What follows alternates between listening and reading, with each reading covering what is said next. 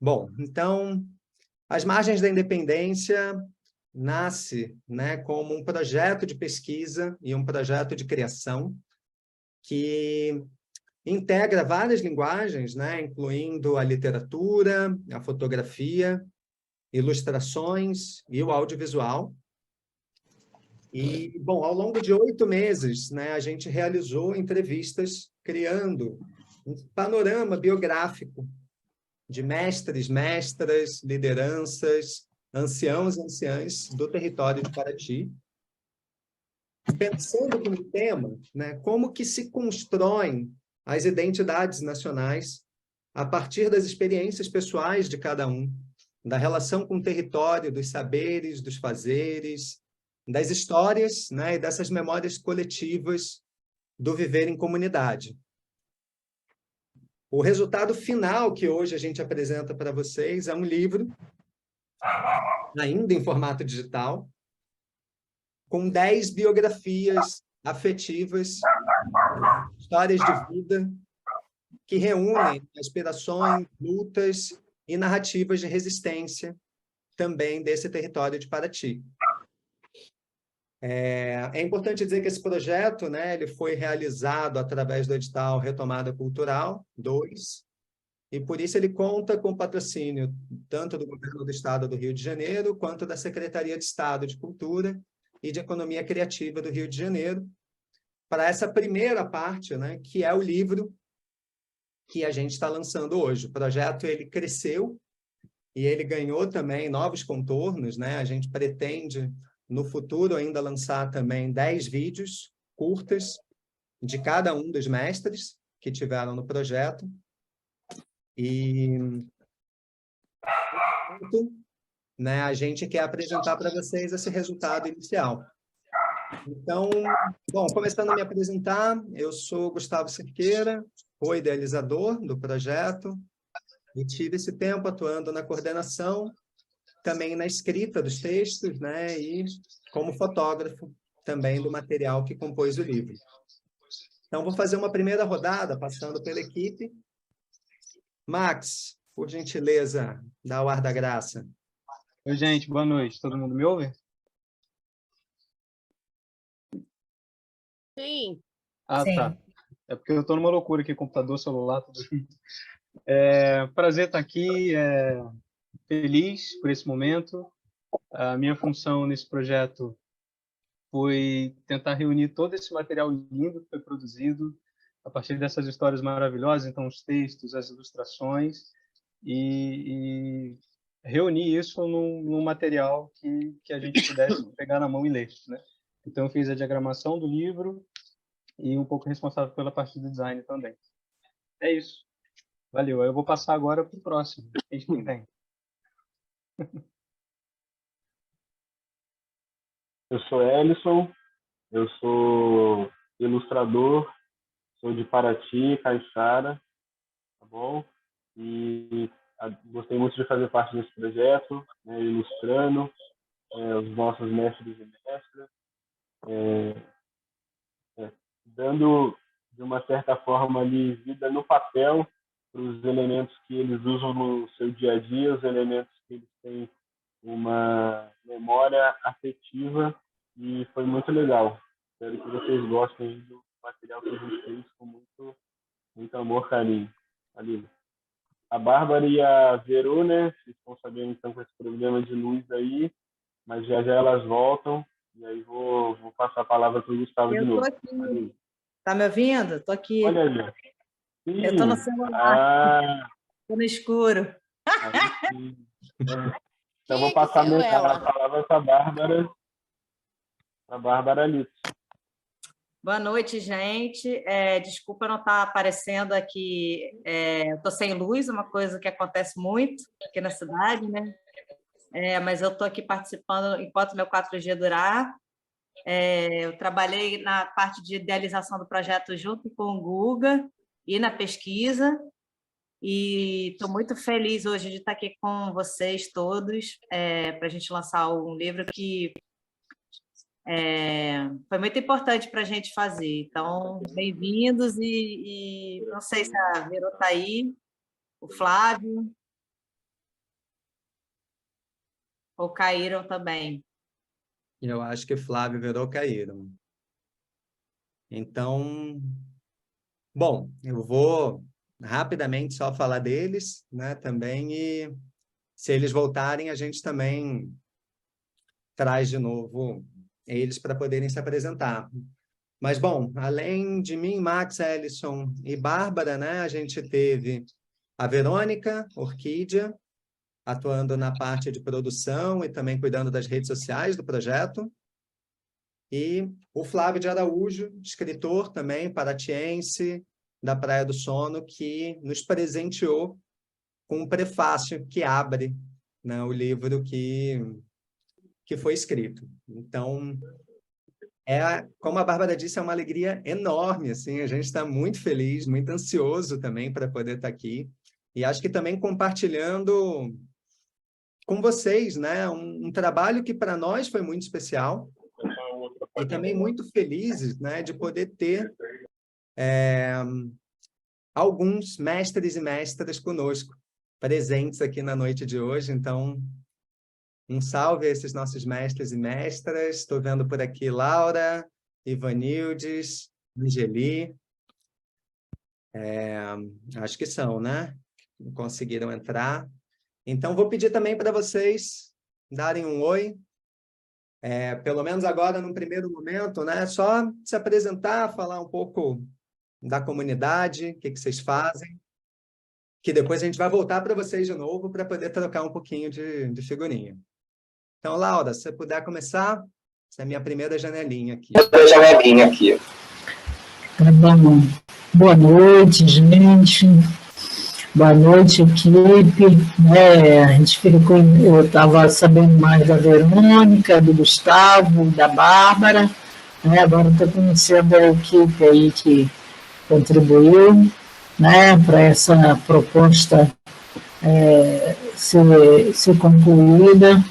Obrigada pelo convite. Eu acho muito importante ações como essa, porque é dessa forma que a gente vai se reconhecendo também na região, porque às vezes cada um está num espaço, num espaço territorial, lutando, e às vezes nem sabe do outro, ou sabe do outro, mas não sabe o que ele está fazendo. Então, são trabalhos como esses, que faz com que a gente se cruze, e se encontre. Eu acho que isso é muito importante. Por isso, mais uma vez, obrigada. Meu nome é Laura, Laura Maria dos Santos.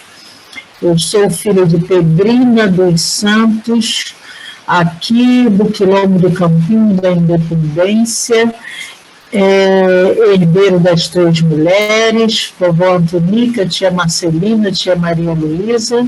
Eu sou da parte da Maria Luísa. Então, assim, sou prima do Ronaldo, para quem conhece o Ronaldo, para ir reconhecendo de onde que é a família. Nós somos do mesmo núcleo familiar. Então, aqui no Quilombo nós temos 14 núcleos familiares, e eu sou de um núcleo do tio Gabriel, que é um dos mais velhos, já falecido. Então, como quilombola, eu, por conta da diáspora, eu fui parar no Rio de Janeiro, por uma tia que me criou e que não me deixou morrer, então eu sou muito grata, a esse tempo que eu passei no Rio de Janeiro, no subúrbio do Rio de Janeiro, e lá eu cunhei o que eu sou hoje, parte do que eu sou hoje, eu fui cunhada,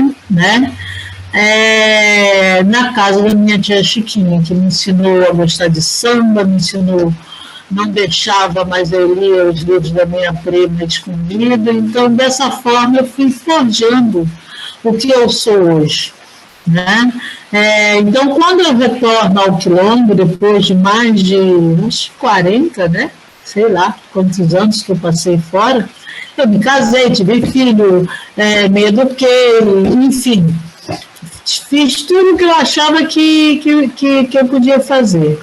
né? Mas não está na hora de contar a história, só para apresentar, né? Então, estou me tirando do campinho. Desculpa aí, gente, boa noite.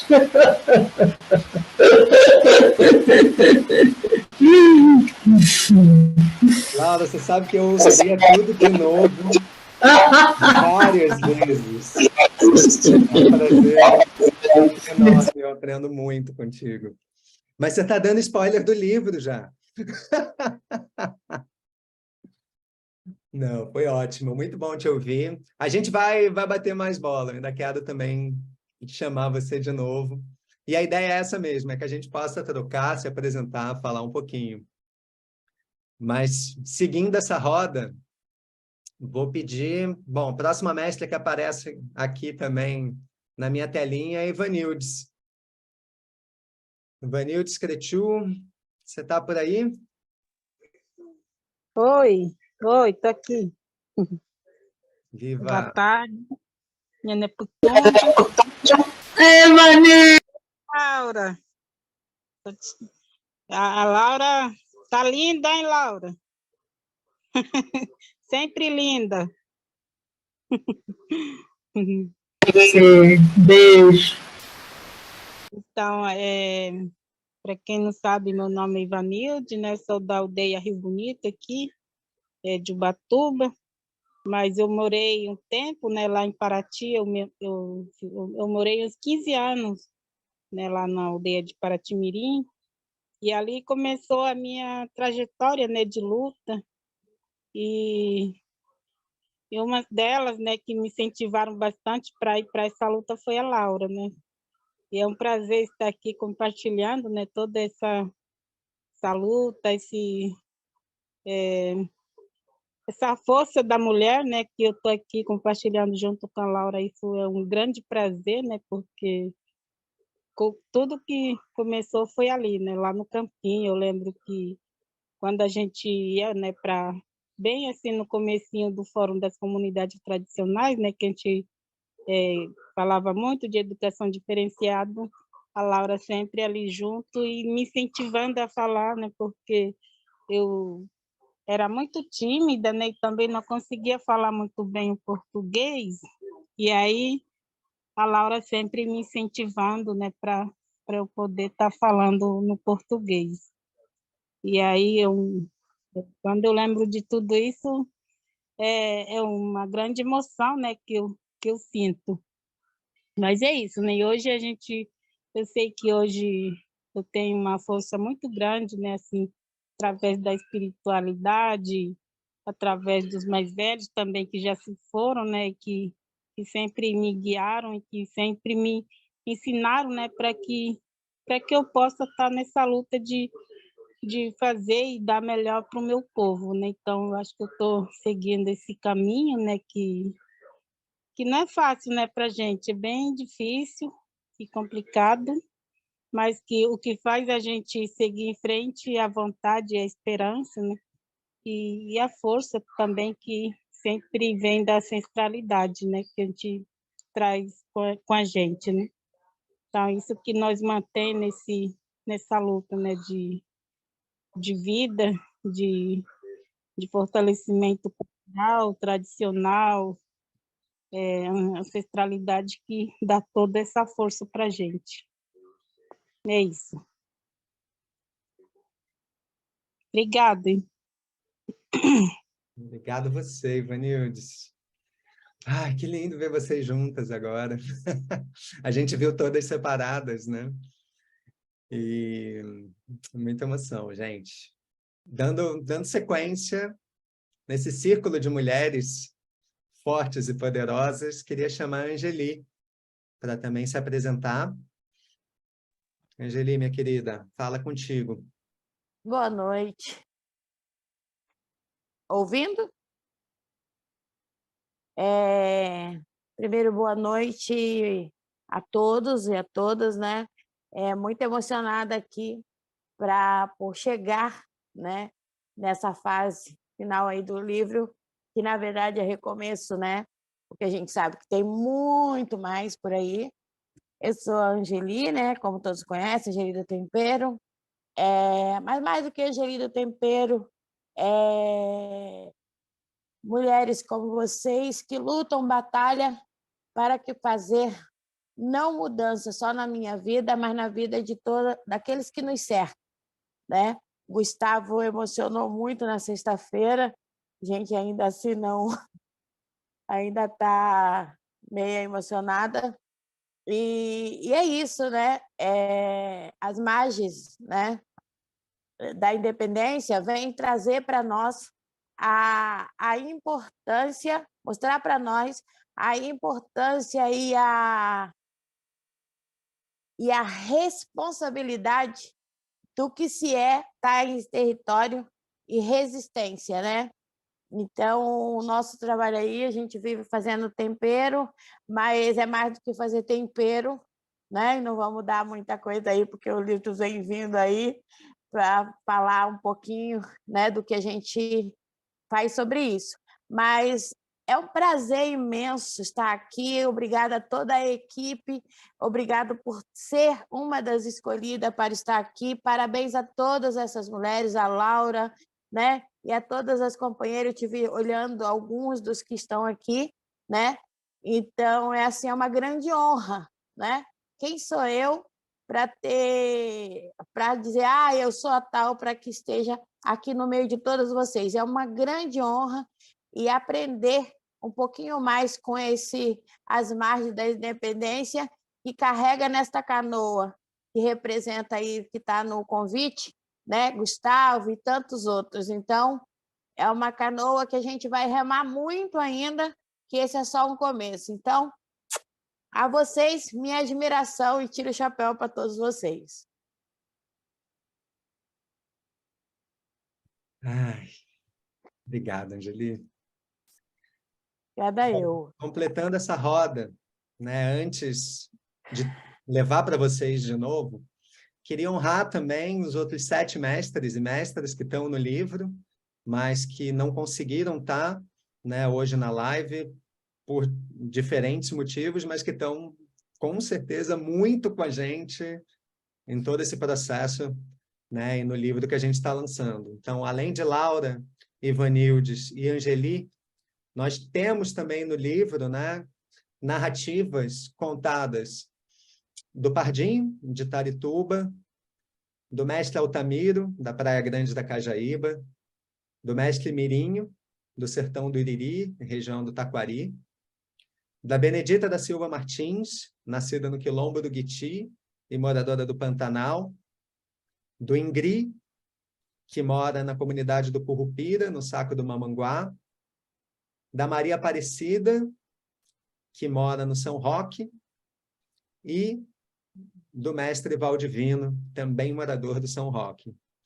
Então, todos esses grandes mestres, mestras e referências para a gente, né, eles foram, num certo sentido, escolhidos com muito cuidado e com muito carinho a partir da pesquisa realizada, né, tentando levar em consideração, eu acho que tanto a importância da gente assegurar a representatividade, né, e a diversidade dos povos que habitam esse território do Paraty, então tendo caiçaras, quilombolas e indígenas, assegurando também uma representatividade geográfica, né, pegando também a diversidade que a gente tem dos moradores da costeira, para aqueles da área rural, Paraty-Cunha, faixa norte, faixa sul, e que também representam um amplo conjunto de saberes e fazeres, né, que dizem nessa Paraty patrimônio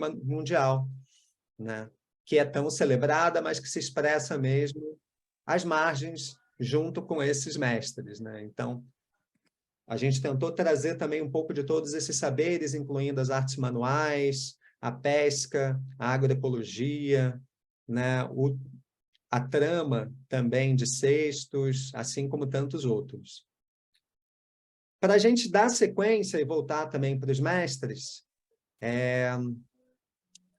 eu vou começar pela Laura, que abriu, então, lendo um trechinho do texto dela, e aí depois fazendo uma pergunta também, pedindo para você comentar.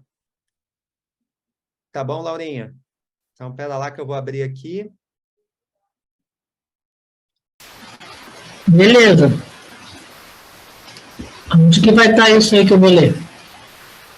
Oi? Onde vai estar o que eu vou ler? Não, eu vou te perguntar. Ah, você vai me perguntar. Ah, sei. Manda. Primeiro, uma leitura do parágrafo que abre o texto da Laura. Quando vovó Cambinda mandou dizer que havia visto no seu caminho uma casa de estuque em um lugar bonito e de mata verde, Laura já sabia. Era chegado o tempo de retornar à terra natal e reencontrar a si mesma nas forças da mata, do rio, do chão pisado. E também na força de memórias, reveladas devagar na fala das griots, as contadoras de histórias que tecem a trama de muitos fios da sua comunidade. Laura, você, educadora, quilombola, mestra jongueira, e que tem uma ampla caminhada também, né, dentro da área de educação. A gente conversou bastante sobre isso também, né, no percurso do livro. Eu queria te pedir para comentar como que você vê, como é que você enxerga a entrada dos saberes não formais ligados às práticas do território dentro da escola. É contigo. Você falou dos períodos não formais, é isso? Foi isso? Não, dos saberes. Saberes não formais dentro da escola. Exato. Como é que você enxerga essa entrada dos saberes ligados ao território dentro da escola?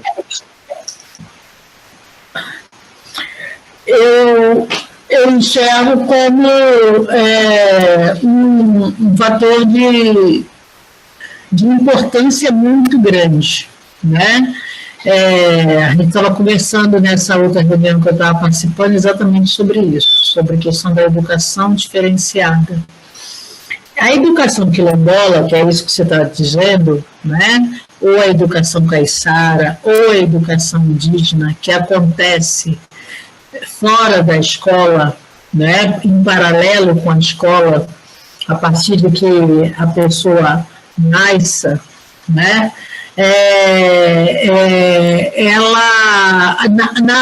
existe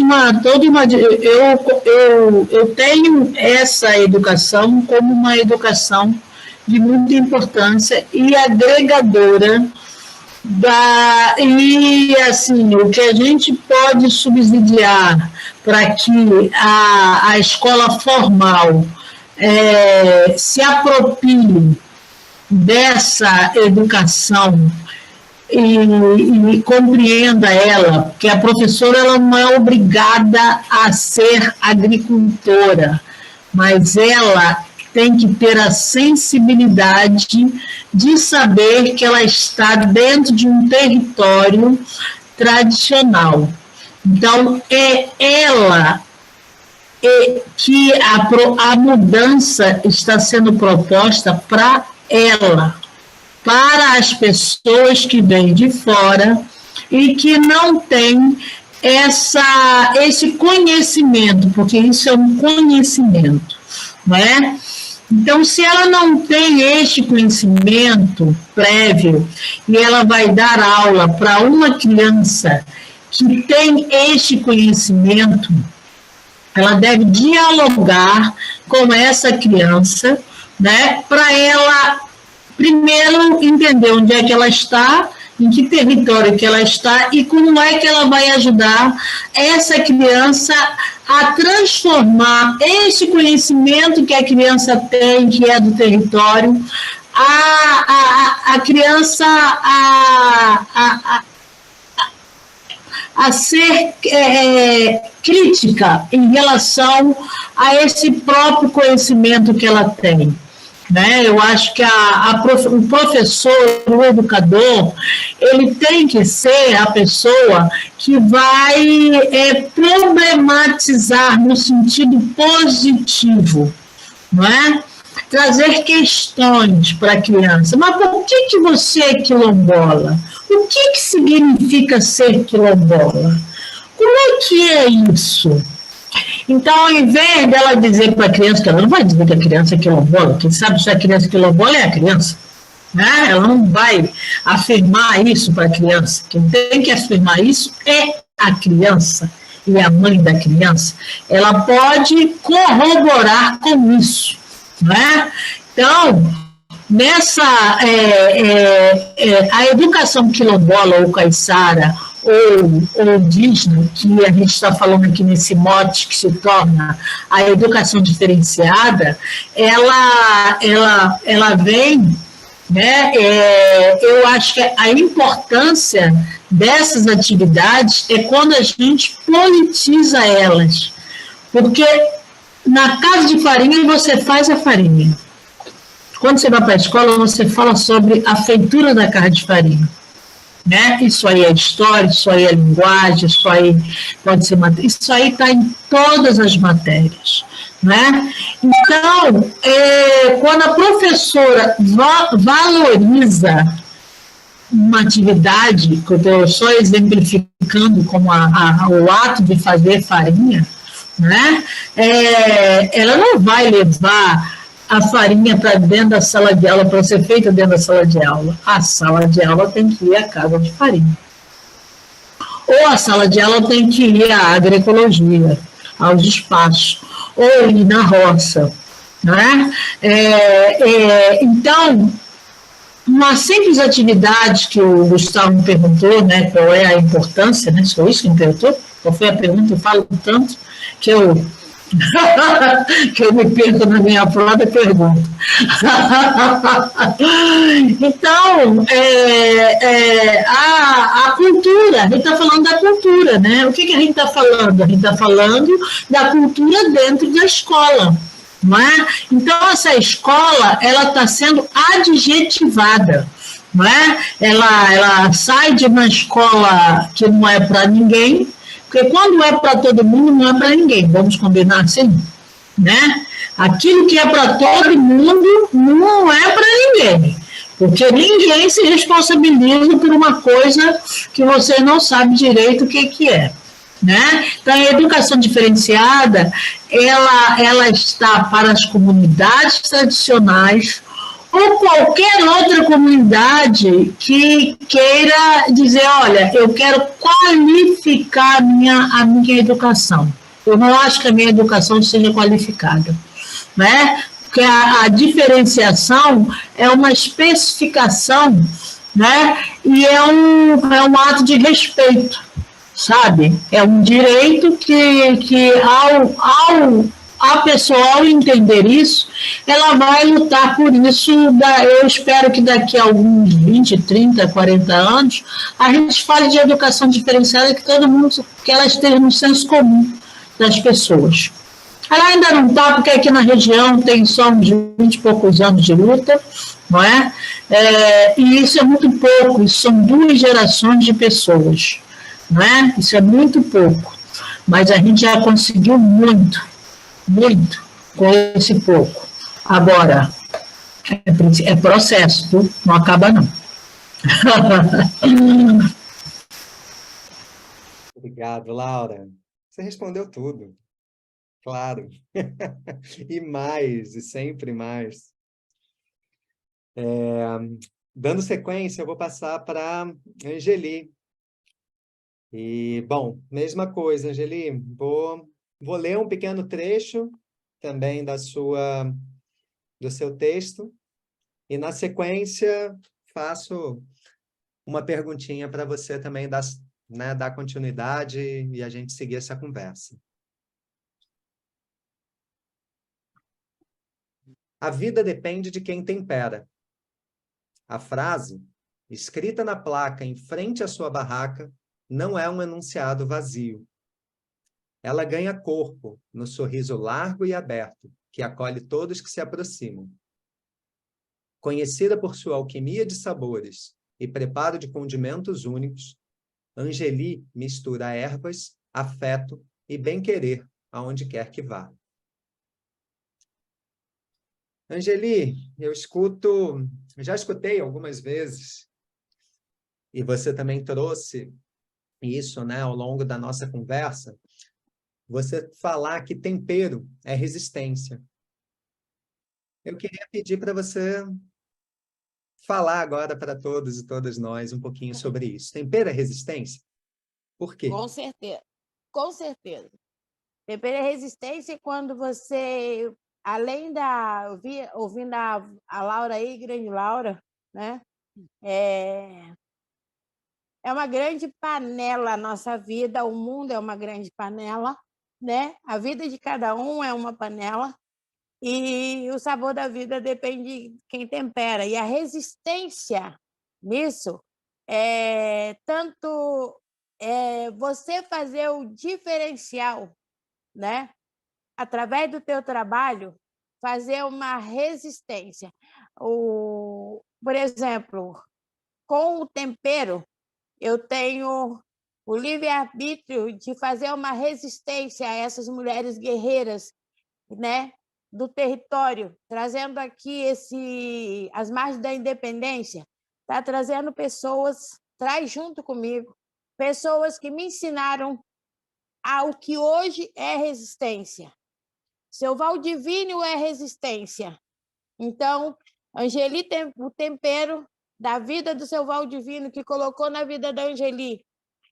Quando trabalhava com meu pai no sindicato, na Praça do Chafariz, ele colocava resistência, lutar pelo seu território, lutar pelo que acredita, né? E hoje a gente vê o seu Valdivino temperando a vida da Angeli e de tantos outros com o seu aipim, com o seu conhecimento das ervas.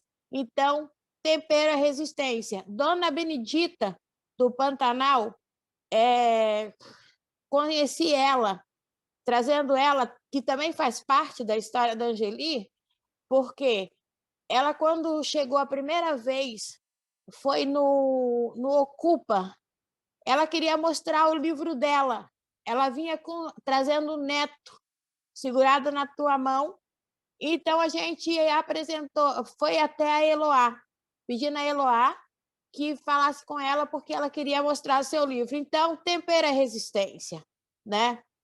Aí a gente vai, né, para tantos outros. Seu Atamiro, né?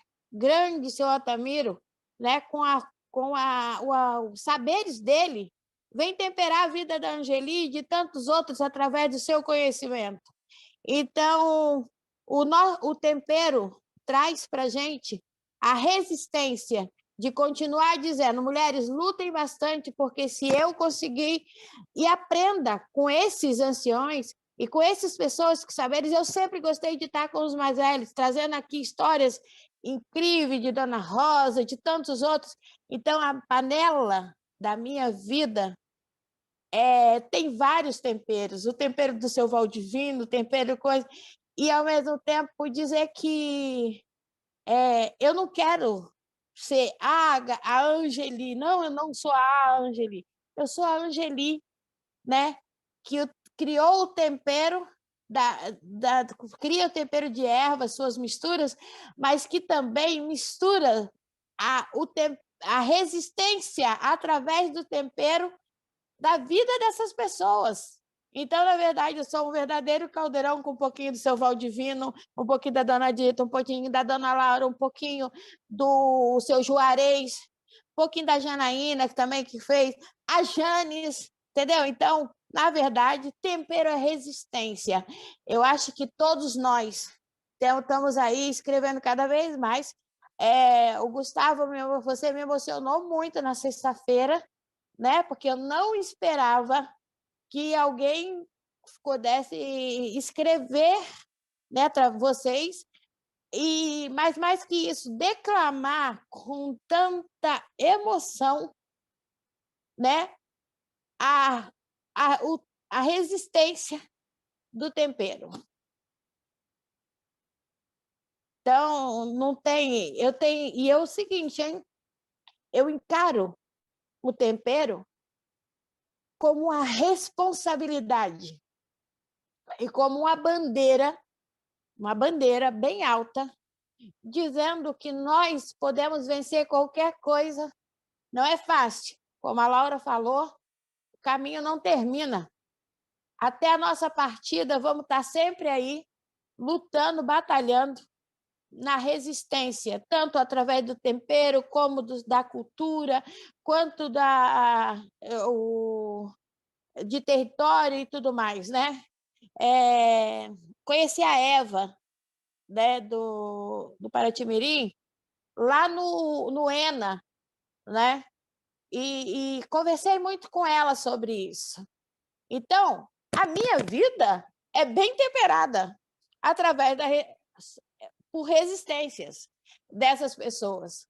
Então, me emociono muito quando, às vezes, estou cuidando da minha casa ou fazendo tempero e lembrando de um pouquinho de cada um deles. Seu Valdivino, meu pai, né? Meu pai fazia resistência.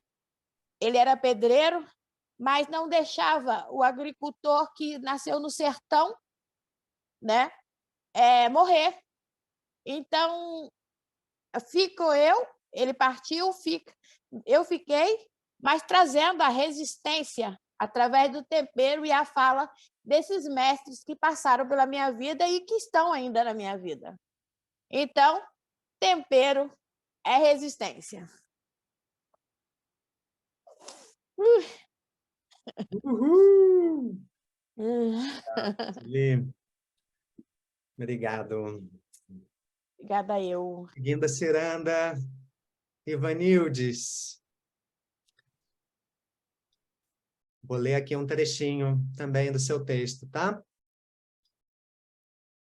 Sim. Ivanildes Cretu fala entre silêncios, parando para escolher as melhores palavras. Enquanto a melodia de sua voz nos transporta para dentro, o eco de um trovão estronda longe. É Iapu, vindo avisar algo.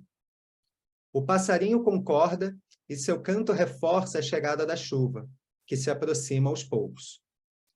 Os cachorros, as crianças, as galinhas, os insetos, as plantas, os caminhos, as roças, a mata fechada, o rio.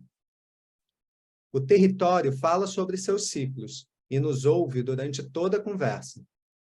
Ivanildes fala de si, mas também traduz o que percebe da natureza ao redor.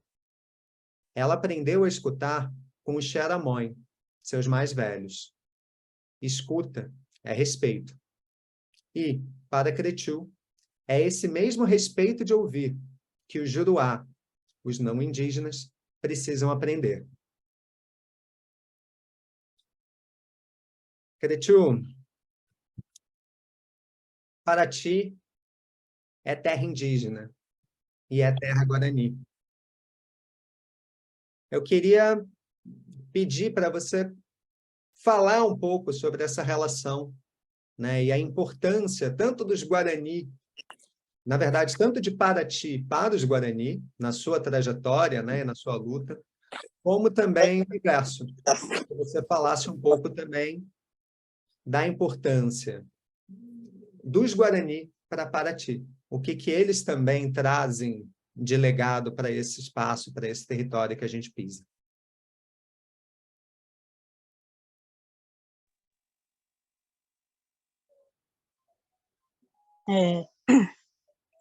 Então, eu vou falar um pouco assim da nossa trajetória, né, do povo Guarani-Mbuá, porque para a gente, os mais velhos sempre falam que uma terra só, né, que é o Urupá, que a gente chama, que é uma terra só sem fronteira alguma. E aí, quando os Guaranis, né, sempre tiveram essa crença, né, de andar à procura da terra sem mal, né, que é uma crença que nos traz que a gente algum dia iria achar um lugar sem mal, né, que seria do outro lado do oceano. Então, essas crenças é que faz, né, e que fez com que os nossos mais velhos, né, que são nossos pajés, que são nossos rezadores, que são pessoas que estavam nessa liderança, né, da procura dessa terra sem mal, e que fez com que a gente tivesse esse trajetória, né, de vir à procura dessa terra na Mata Atlântica, né, que seria na beira do mar. E aí toda essa crença que nós trouxe, né, que os mais velhos sempre tiveram essa procura, né? E aí quando houve essas guerras, né, que aconteceu há muito tempo atrás, né, que a gente sabe que foi coisas bem assim, que chegou arrasando, né, que chegou matando todo mundo, né, e a gente tivemos e mudou um pouco, né, porque a crença, né, e a procura dessa terra mudou para que a gente tivesse a resistência, né, para resistir mesmo a essa guerra que estava acontecendo, né. E aí, com isso, os Juruá, né, os não indígenas, sempre falavam que os Guarani não era do território brasileiro, né, que era do território paraguai. Mas só que, na realidade, quem fez toda essa fronteira, né, não foi o povo indígena, não foi o Guarani, né, foram eles que foram chegando e fazendo demarcando, né, os territórios, para que isso se fortalecesse entre eles, né, os portugueses.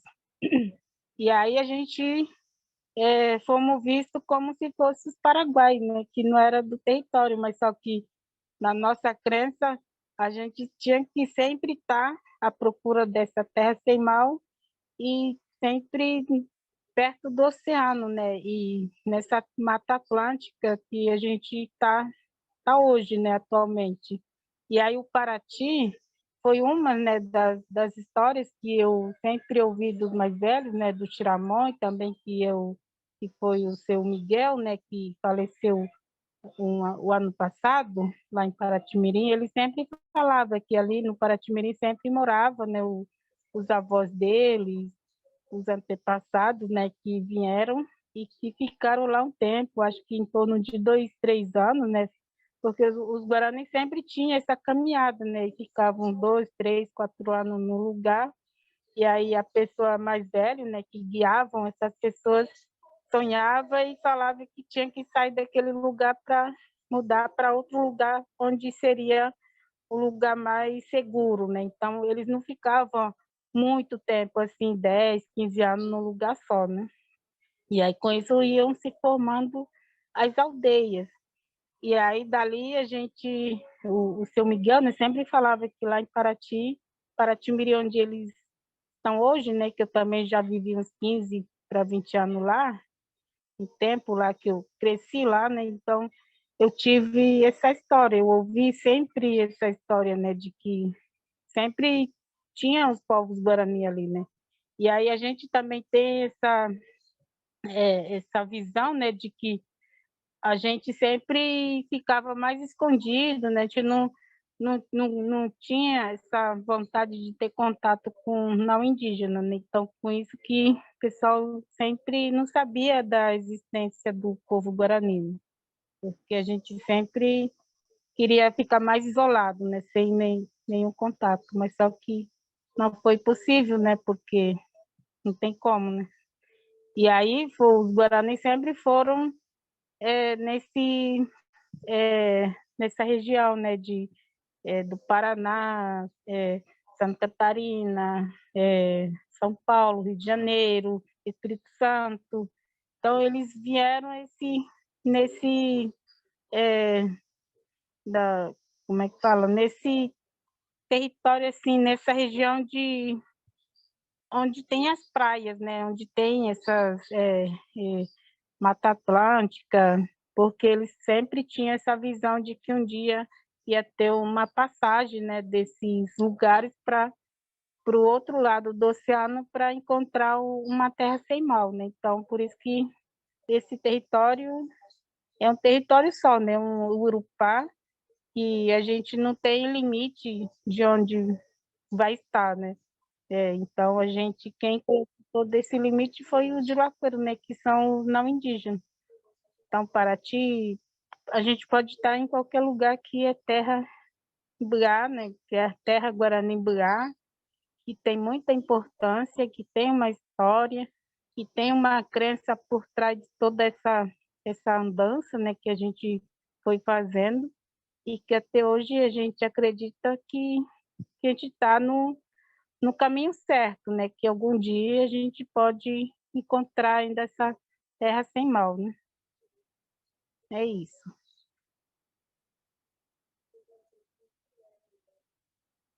Muito obrigado, Joanildes. É sempre muito inspirador te ouvir, assim como ouvir todas vocês, né? Acredito que para todos e todas nós que estamos aqui ouvindo, né, acho que você traz algo que é muito recorrente, muito forte também. Eu acho que em todas as narrativas, que é tanto o fato de que a luta nunca termina, ela segue viva, e que são muitas as margens, né, que separam também as histórias, né? Eu acho que as fronteiras que você traz seguramente são desenhos arbitrários que dizem o que faz parte de um lado, o que faz parte do outro. E acho que é um pouco também do que a gente sentiu, né, e também tentou transmitir no livro. Quero agradecer muito, mais uma vez, Laura, Ivanildes e Angeli. E, bom, para essa próxima parte, a gente queria mostrar um pouquinho também de alguns dos elementos, né, e algumas também das imagens que foram produzidas para o livro. Eu esqueci também de falar que quem tiver algum comentário, alguma pergunta, pode colocar no chat, tá? A gente vai ver e também vamos trazendo até o final do encontro. E, enquanto isso, eu queria convidar o Ellison. Max, você consegue compartilhar a tela e mostrar? Que garoto rápido. Então, enquanto a gente compartilha algumas das imagens, né, tantas ilustrações criadas pelos mestres, quanto alguns dos elementos que dizem também da cultura tradicional de Paraty, eu queria pedir para o Ellison apresentar um pouco desse processo de criação e falar também da lamparina, que foi o símbolo escolhido para estar na capa e ilustrar o nosso projeto. Ellison, por favor, querido.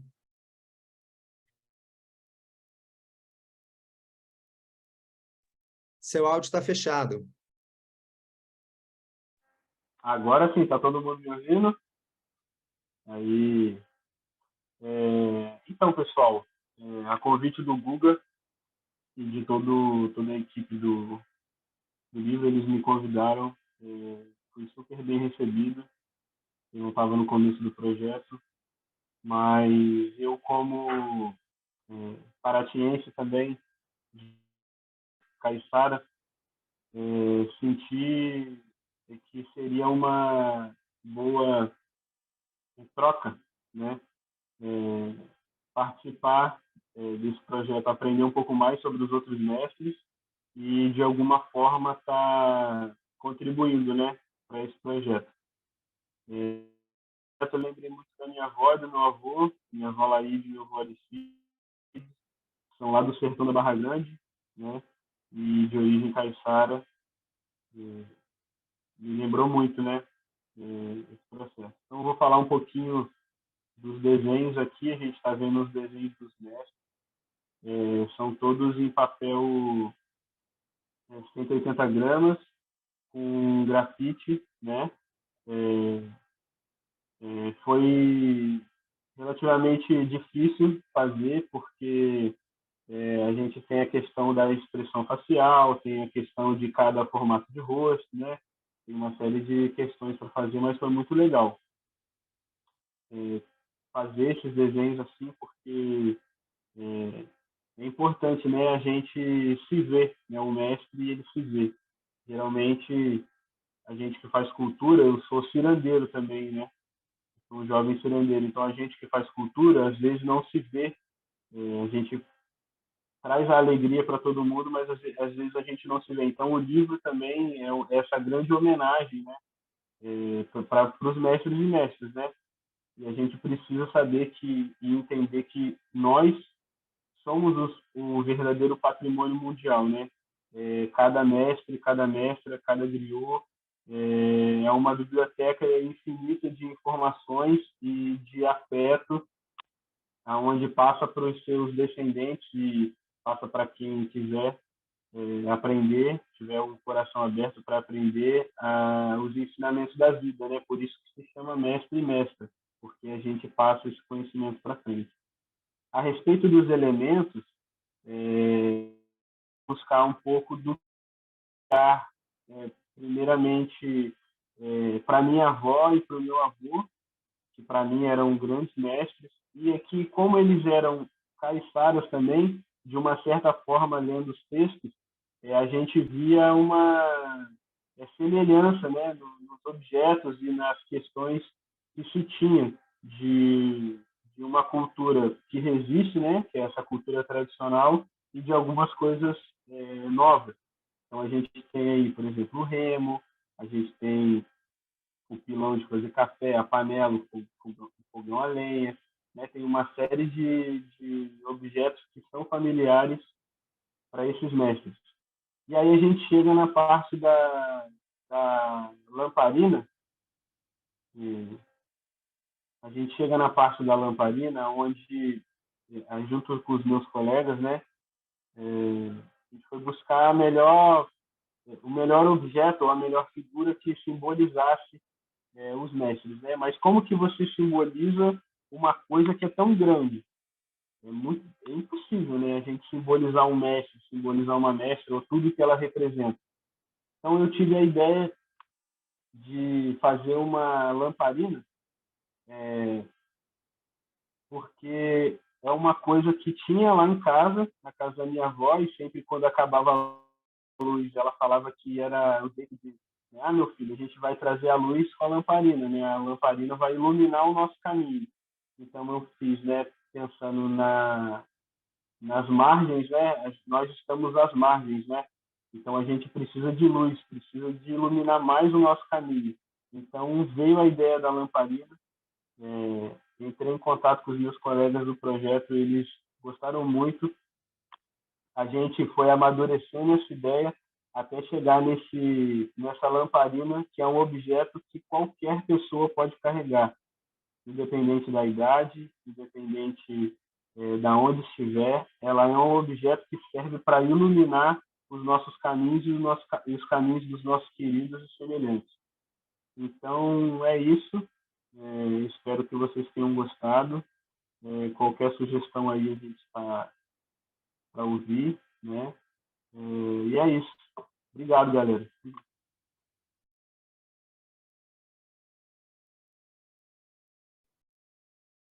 Obrigado, Ellison. Bárbara, está por aí ainda? Tô por aqui, sim. E está com a Verô, né? Verô chegou. Cheguei, consegui. Quer dar um oi, Fê?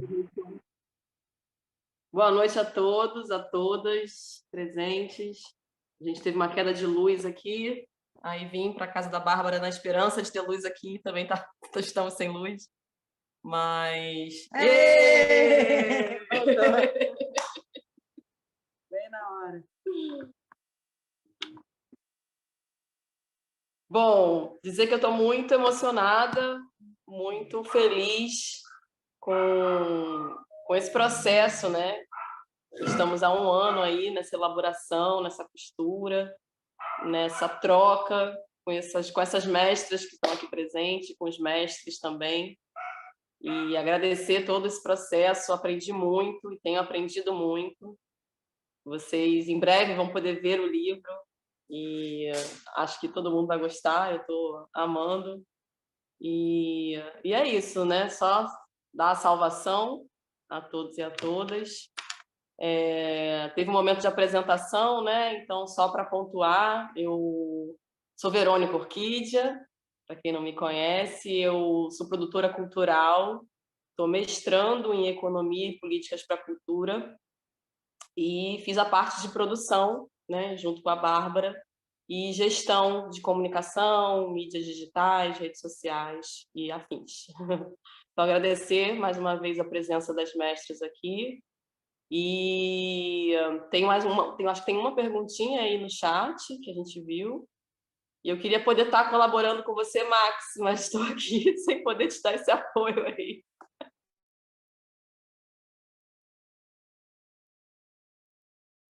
Quer aproveitar e já comentar também um pouco essa pergunta, Bárbara?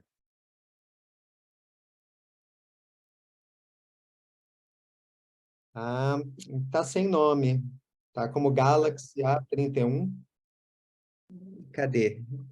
Oi, voltamos. Voltamos. É que tá voltando a internet. Vou logar aqui no... Não sei se vocês ouviram. Essa pergunta é da Maia. Essa pergunta é da Maia, filha da Maria E é para Isabel. você. Tem coisas para você responder aí, Elison. Acho que a Maia fez 3 perguntas, né? A gente pode ir respondendo juntos, né? Então, aproveita também, puxa o gancho junto com o Elison. Quando que, né, a gente pensou em fazer esse livro? Por que pensou criar o título do livro também? E essa que eu acho que é mais para o Elison, né? Também como pensou em fazer as imagens.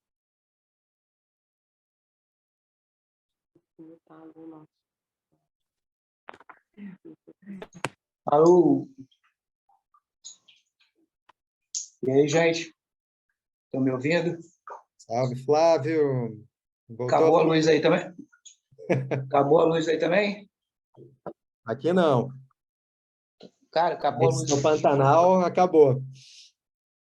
Eu tô aqui na luz de vela aqui, cara. Pegou o Hélice.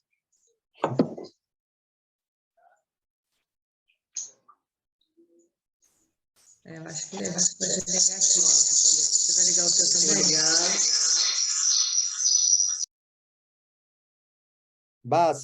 Você tá, acho que com 2 perfis, o áudio num e imagem em outro. Eu mutei aqui. Elison, quer comentar quando que você pensou em fazer as imagens? Sim, pode ser.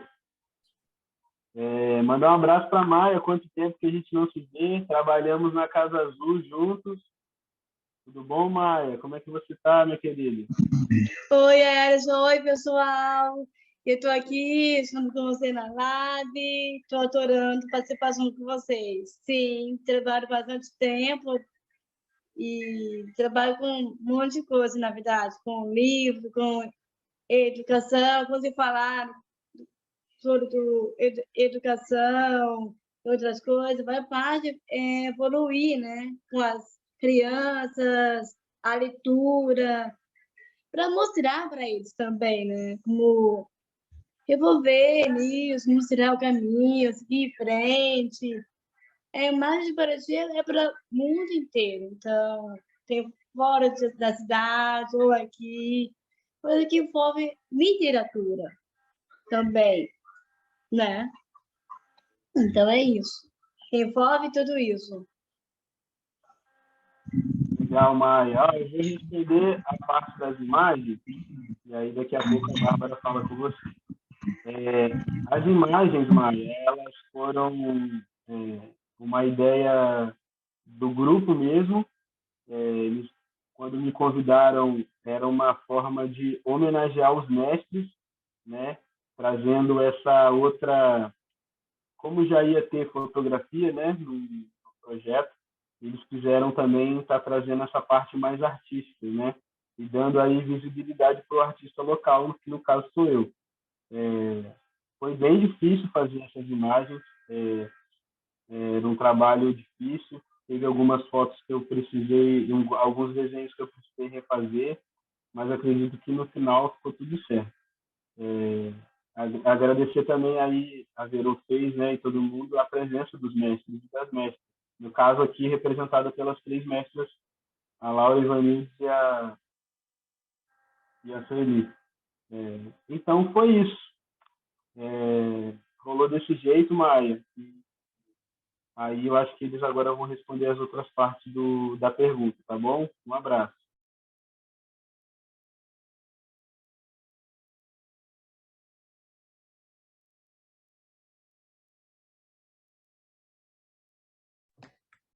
Boa noite. Guga, o chat não está constando mais a pergunta. Você podia ler para mim? Porque eu entrei agora aqui no computador e estava no celular. Vamos lá. A Maia perguntou quando a gente pensou fazer esse livro e quando que a gente pensou criar o título do livro.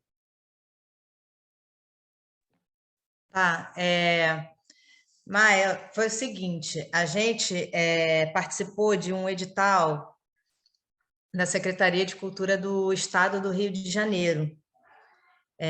E esse edital, ele era um edital de comemoração dos 200 anos da independência do Brasil.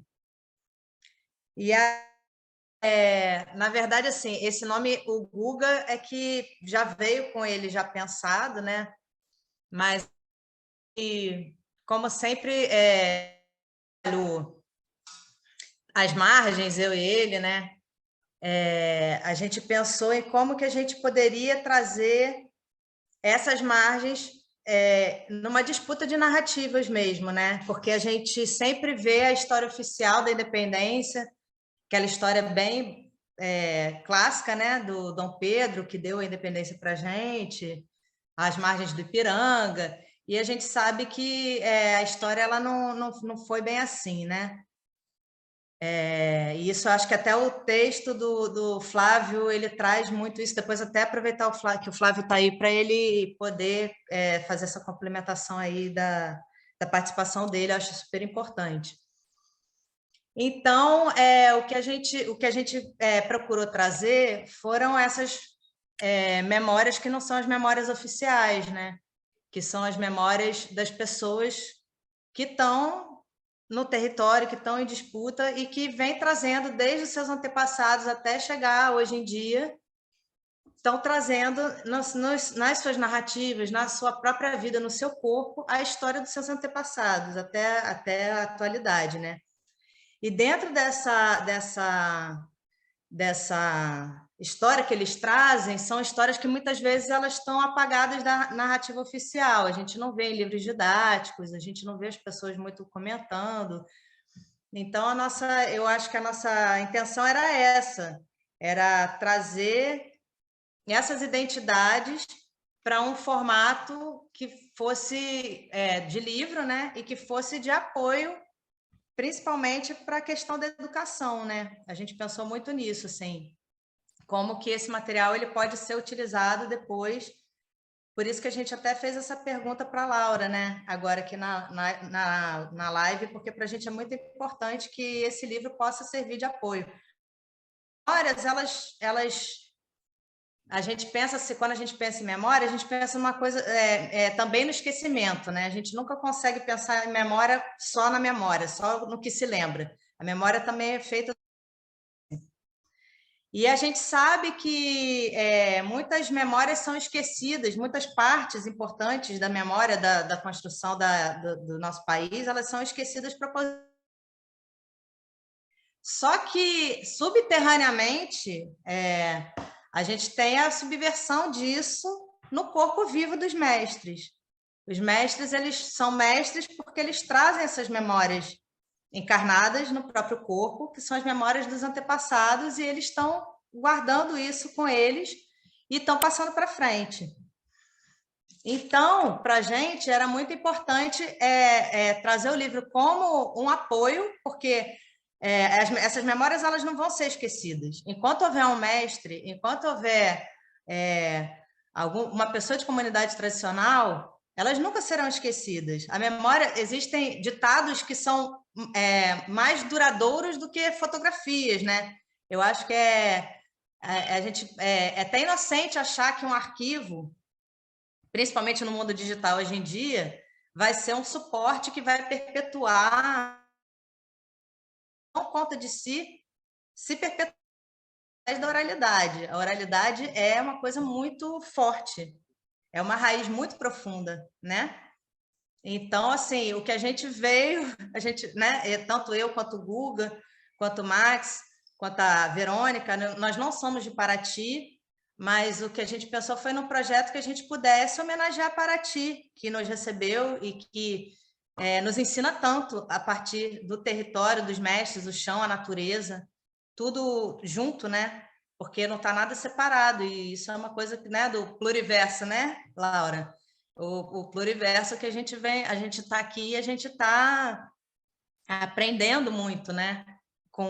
Em contato com esses mestres e como que eles se relacionam com o território, com a comunidade, com as suas crianças, com a transmissão dos seus saberes. Então, eu acho que a ideia foi essa, foi de trazer o livro como mais uma ferramenta, mais um apoio e um suporte de disputa num campo que os mestres não têm tanto acesso, que é o campo oficial dos arquivos, que é o campo oficial né, dessas narrativas, do livro, né, o lugar do livro. A gente sabe que é muito difícil um mestre ter acesso. Agora a Laura editou um livro infantil, mas quantas autoras quilombolas a gente tem no Brasil editando livros, né?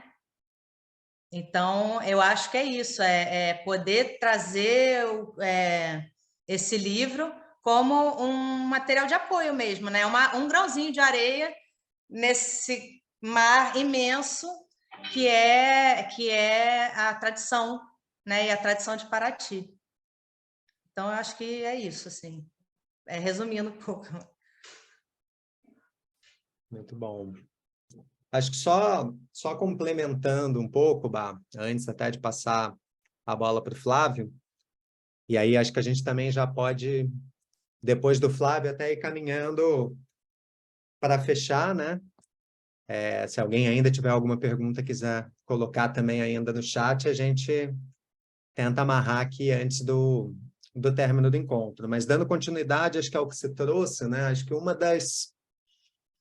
um dos elementos muito vivos e muito fortes, né, na narrativa, eu acho que da grande maioria dos mestres e mestras com quem a gente conversou, é o território, né? E é um território que é atravessado por um conjunto de mudanças, né? A gente percebe isso muito em todas as histórias e a gente conversou muito sobre isso, né?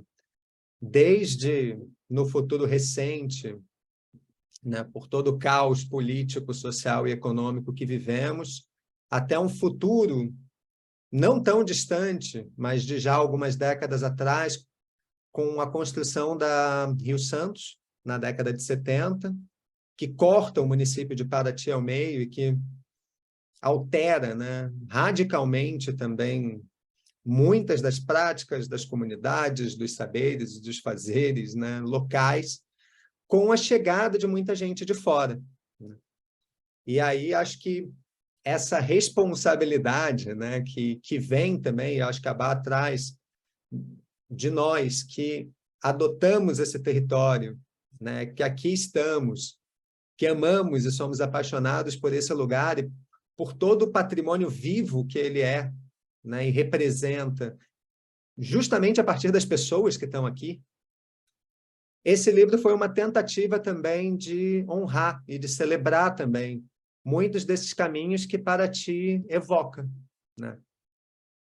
E acho que para falar de território, não tem ninguém também melhor aqui do que o Flávio, que puxou um prefácio lindíssimo, rasgando em cima do que é a independência, né? Ou morte, trazida por quem foi aqui, por quem viveu na carne, na pele, né, esse processo aqui na Terra. Então, Flávio, eu vou te pedir para puxar o bonde, falando um pouquinho também das tuas impressões sobre esse tema, né, do território, e também sobre essa iniciativa e sobre o livro. Está contigo. Boa noite a todos. É um prazer estar participando aí desse momento, né? É um momento de deslumbramento, né, que a gente está vivendo, um momento de sonhar, né, de poder sonhar de novo, diante de tudo que foi desconstruído nesse país, né? A gente sabe que para destruir é muito rápido, né? É um processo muito imediato. A destruição ela vem como uma grande maré, né, destruidora, como uma grande tsunami. Construir demora muito, construir demanda muito tempo, muito esforço, né? E isso leva tempo, e eu acho que a gente vai ter um tempo aí para a gente construir as coisas. Eu acho que esse é o momento de a gente se ajudar, da gente levantar cada um a sua pedra, né? O seu tijolo diante de tudo que foi destruído. Estar participando desse momento aí com vocês para mim é de suma importância. A gente ficar falando sobre cidadania, né? Sobre conquistas cidadãs diante de tudo que foi aí, né? Foi contra o cidadão brasileiro. Existe um entendimento que cidadania é aquilo quando você a exerce. Se você não exerce a sua cidadania, você não é um cidadão. E esse processo de você não se tornar um cidadão é um projeto político. A gente sabe, quando você não exerce a sua cidadania, você está refém, né, dos desmandos, né? Você tem ali a Constituição brasileira, que mostra ali seus direitos e garantias individuais, mas só tem direitos e garantias aquele que exerce a sua cidadania, né? Então, tudo que a gente vem pleiteando, e se a gente não faz esse exercício, a gente é colocado cada vez mais, como historicamente foi, né, deixado para trás, nas fileiras, onde morrem as pessoas, porque o processo de independência foi isso. Quem estava lá lutando, né, na frente da independência do país eram os mais pobres, né? Era uma população escravizada, que não tinha direito, enquanto a elite desse país estava refugiada nos resorts, né, da vida, né? Estavam nas casas bem protegidas, e quem estava de frente eram mulheres, eram crianças, eram trabalhadores, como hoje é, né? E a gente está reconquistando esse momento que é nosso, né? Que é meu, que é de todo trabalhador, de todo cidadão, apesar de não ter oportunidade de exercer a sua cidadania, mas continua sendo esse cidadão, né? E falar sobre território, né? Território, ele tem território diante de tudo que a gente entende que é território, né? Porque eu já até conversei com você, né, Guga, com a Bárbara, porque o caiçara, né, o ribeirinho, os povos indígenas, né, os quilombolas, eles têm um apreço pela terra, mas não um apreço comercial. Antigamente, quando a gente tinha um terreno em frente para o mar, né, quando o caiçara tinha o seu terreno em frente para o mar, ele só dava importância àquele pedaço de terra ali se ele era produtivo, se a terra ali fosse boa para plantar, porque não tinha essa visão mercadológica do que é o terreno, da importância, né, se está de frente para o mar ou não. Então a gente compreende esse território que é tão nosso diante dessa visão de mundo que a gente sempre teve, né, de compartilhar, de dividir, de mostrar para o outro, olha, isso é meu, mas é seu também, né? Esse é um momento que a gente tem que retomar, né? Olha, esse compartilhar é nosso, porque a gente que planta, a gente que colhe, é a gente que produz riqueza nesse país. E essa riqueza, ela tem que ser justamente dividida. E não vem sendo, né? E eu posso dizer que com o governo Lula, isso começou a ter poder, isso começou a ter sua retomada de importância. E agora a gente novamente está tomando isso, está levando para a gente, né? A gente, olha, esse país ele é construído por pequenas mãos, né? Em pequenos lugares, em pequenos terrenos. 70% da produção alimentícia do Brasil é feito por pequenos produtores mesmo, rurais. Então é isso, a riqueza do país está nas nossas mãos. Teoricamente, deveria estar, né? Mas essa riqueza ainda está concentrada na mão de poucos. E essa cidadania que a gente requer, está requerendo. Olha, a gente vai construir esse país de novo, a gente quer construir um país de todos, né? E eu fico feliz de estar levantando essa questão, a questão fundiária, a questão, né, da cidadania. Fico feliz de estar participando desse projeto aí, fiquei muito feliz e estou junto com vocês aí.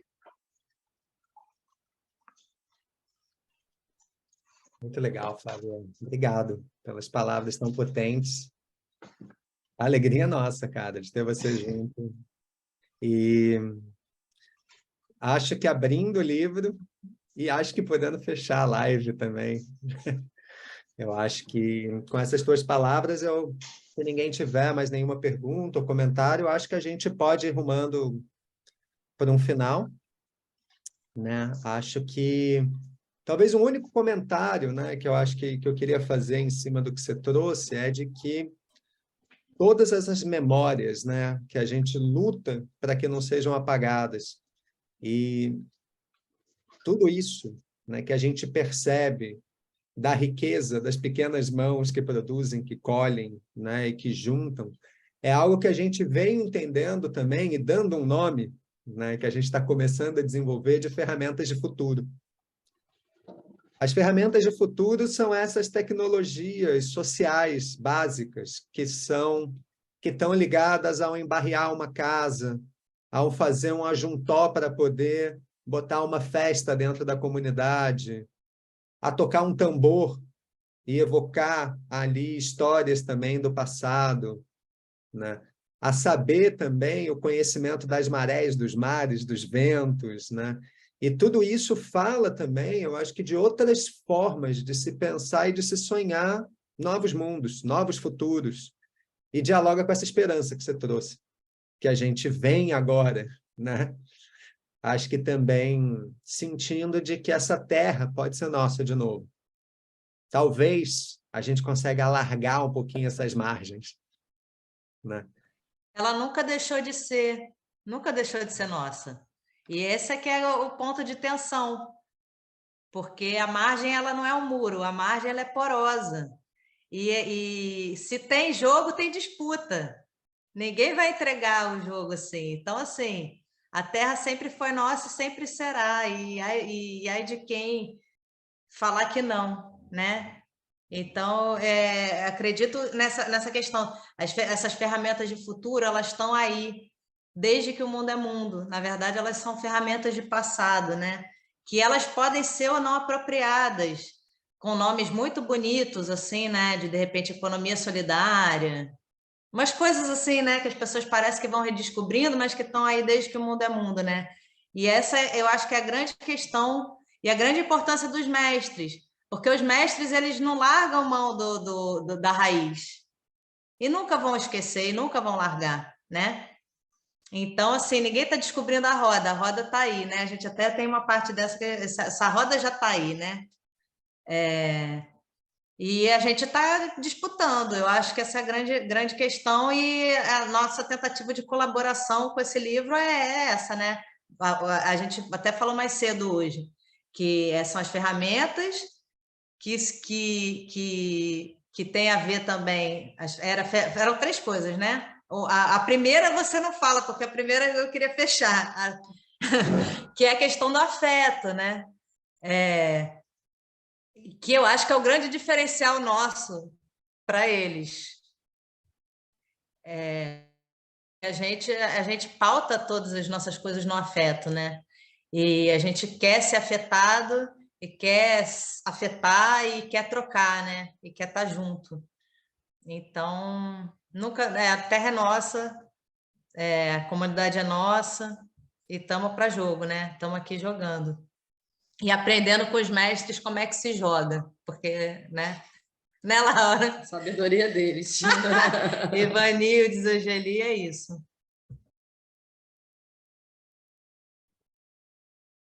É só isso. É isso, Na verdade, gente.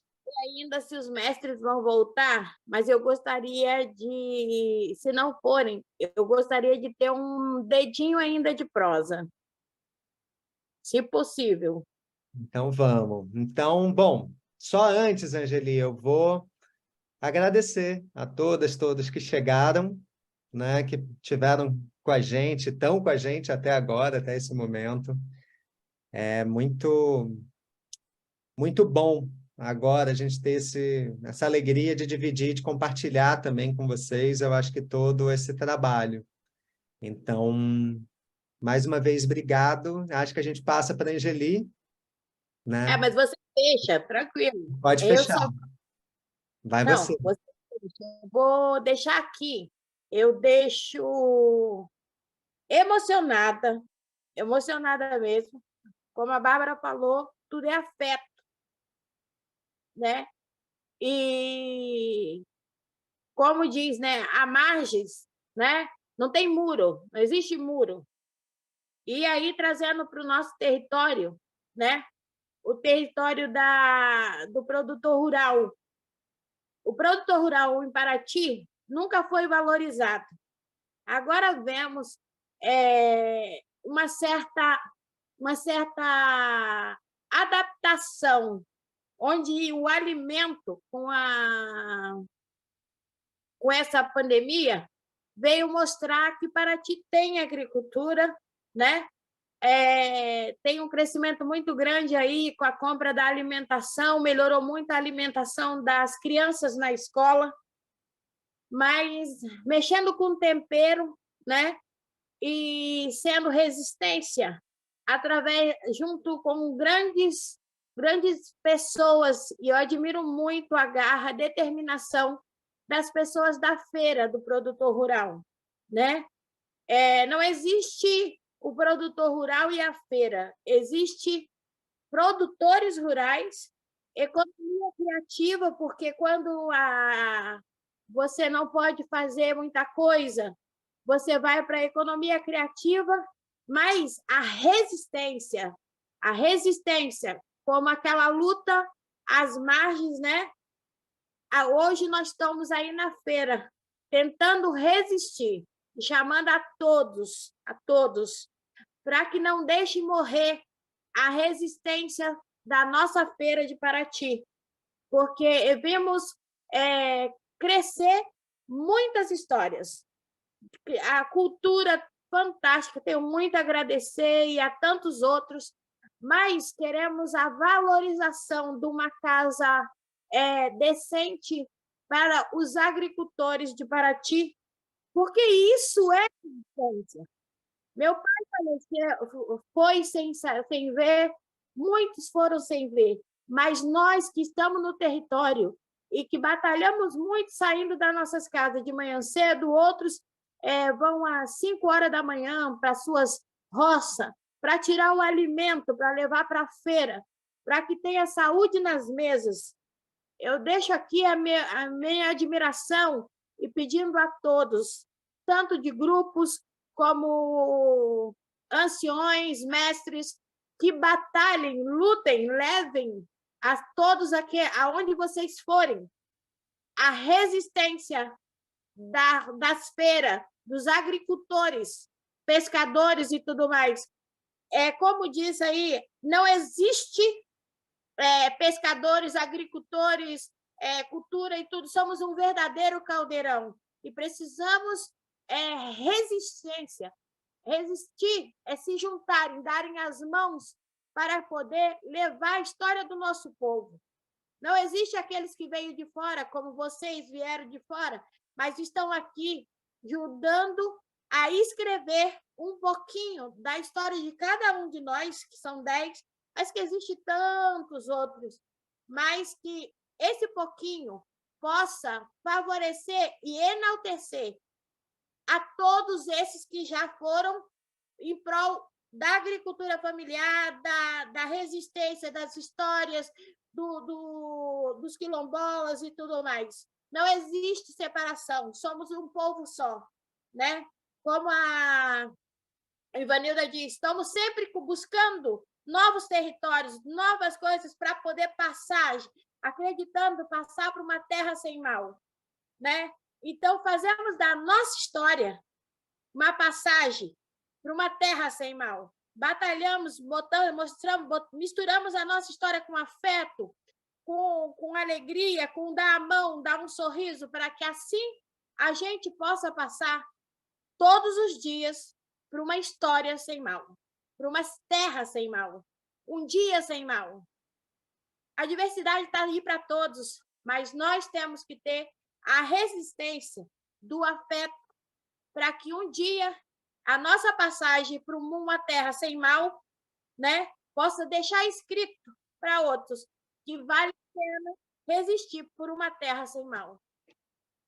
Muito obrigada a todos vocês. Peço desculpa aí por algumas falas, mas eu pensei que não peço desculpa não, porque falo com o coração e acredito muito que vamos batalhar aí cada vez mais por uma terra. Cara, se quer ver, eu vou deixar só essas duas pessoas, essas duas mulheres não poderiam esquecer.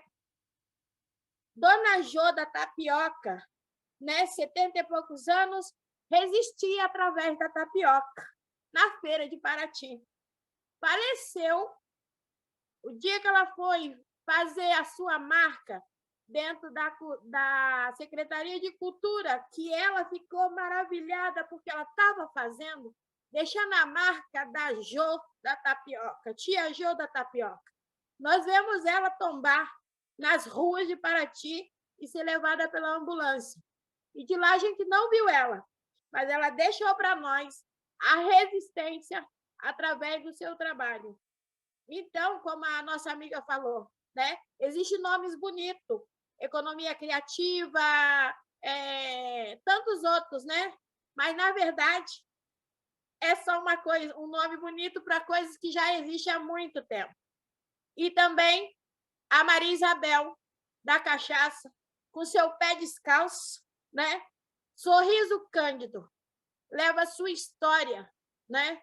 É igual ela falou, eu não quero ser muito, mas no pouco que ela tem, ela leva resistência. E junto com as suas filhas, né? A Maia aí, incrível, falando sobre isso. A cana, né?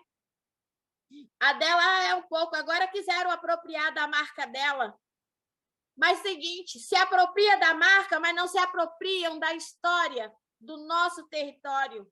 Não se apropriam da história da Maria Isabel, do acordar, do levantar, fazer o café, olhar para o horizonte, acreditando que poderia continuar. As pessoas hoje acreditam muito que pode se apropriar da vida do outro, da história da marca do outro, mas da história nossa, ninguém vai se apropriar, porque nós levamos ela na resistência. Por isso eu sempre falo, tempero, Angeli Tempero leva, o tempero é resistência. As mulheres da feira, do produtor rural, é resistência. Vocês que buscaram dentro de um projeto escrever isso, parece tão pouco, mas é resistência, né? As outras, o pessoal do Quilombo e tantos outros, somos resistência. E outra, nosso valor não está em fazer bonito, mas fazer aquilo que a gente acredita, aquilo que a gente tem dentro do nosso peito.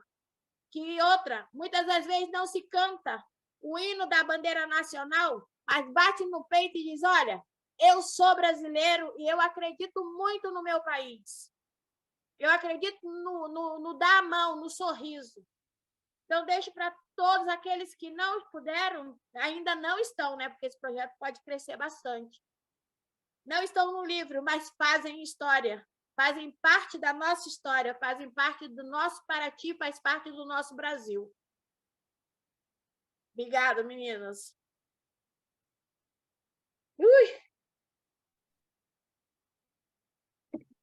Salve, Angeli. Salve, tia Jô, salve, produtor rural, salve, agricultura familiar. Salve os mestres, né, e mestras, principalmente, que estiveram aqui hoje com a gente, amigos, família, parceiros de luta e de resistência nessas causas. Que bom Ô, compartilhar Guga, com vocês. desculpa te cortar, só que a gente tem que falar um texto proforme que a Oi, Vera vai... amores. Logo no começo. Você falou? É que a gente caiu, né? A gente não viu. Desculpa. Falado. Mas não tem problema. A gente pode, né? Acho que é importante também, eu acho que dar esse reconhecimento para, né, para falar mais uma vez que o projeto, né, ele é incentivado através do edital Retomada Cultural 2, né, e do Governo do Estado do Rio de Janeiro e da Secretaria de Cultura e Economia Criativa do Estado também. Então, que a cultura do nosso Estado siga patrocinando, né, incentivando novas ações. É isso? Aí, antes de fechar, também pedir para todo mundo abrir a câmera para a gente tirar um print. Boa. Eu vou fechar aqui a gravação, tá? Tá.